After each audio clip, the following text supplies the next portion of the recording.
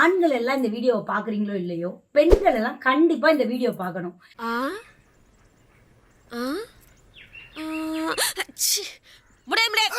ஏன்னா அதுல ஒரு பெரிய மகத்துவத்தை நான் சொல்ல போறேன்.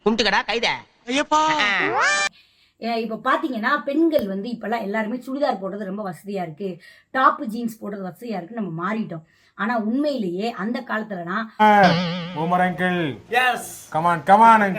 பொம்பளை பிள்ளைங்க ஒரு 8ஆம் கிளாஸ் படிக்கிற வரைக்கும் பார்ப்பாங்க.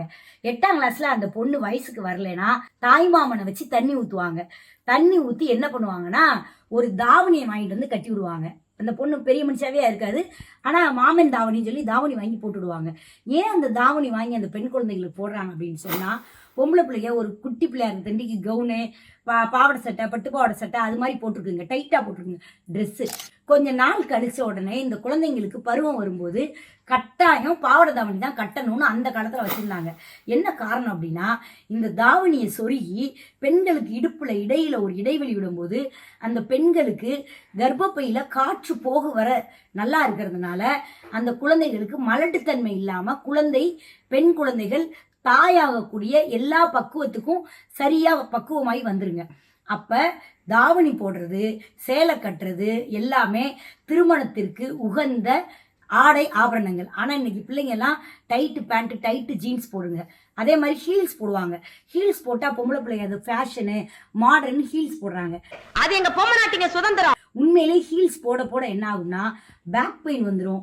நிறைய பெண்களுக்கு கர்ப்பப்பை பாதிப்பு கண்டிப்பா வரும். அதனால தயவு செய்து உங்கள் பெண் பிள்ளைகளுக்கு ஒரு குறிப்பிட்ட வயசுக்கு அப்புறம் 12 வயசுக்கு அப்புறம் ஹீல்ஸ் போட விடாதீங்க. இது என்னுடைய தாழ்மையான வேண்டுகோள்.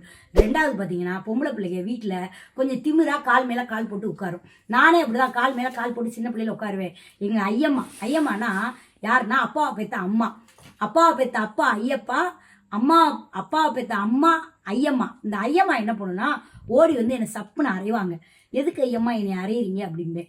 கால் மேல கால் போட்டு பொம்பளை பிள்ளை உட்காரக்கூடாதும்பாங்க. நான் சொல்லுவேன், அப்ப அண்ணன் போடுறான், சித்தப்பா போடுறாங்க, பெரியப்பா போட்டுருக்காங்க, அப்பா போட்டுருக்காங்க, என்னை மட்டும் ஏன் போடக்கூடாதுன்னு சொல்றேன். அப்ப எங்க ஐயம்மா சொன்னாங்க, ஆண்கள் கால் மேல கால் போட்டா அவங்களுக்கு எதுவும் பாதிப்பு கிடையாது. பெண்கள் அடிக்கடி ஒரு கால் மேல ஒரு கால் போட்டு உட்கார்ந்தா பெண்களுடைய கர்ப்பப்பை கீழே இறங்கி மலட்டுத்தன்மைக்கு வந்து விடுவார்கள். பெண்கள் தாயாகும் தகுதி அவர்கள் நடந்து கொள்ளும் வாழ்க்கையில் தான் இருக்கிறது என்று எனக்கு என் ஐயம்மா சொல்லிக் கொடுத்தார். அதே போல நீங்களும் உங்கள் பெண்களை கண்ணாக பார்த்து கொள்ளுங்கள். பெண்கள் நாட்டின் கண்கள் அல்லவா, இந்த தேசத்தின் தேவதைகள் அல்லவா, அவர்கள் காக்க வேண்டியது தாயின் கடமையில் இருக்கிறது. தாய்மார்களே, வீடியோவை பகிருங்கள்.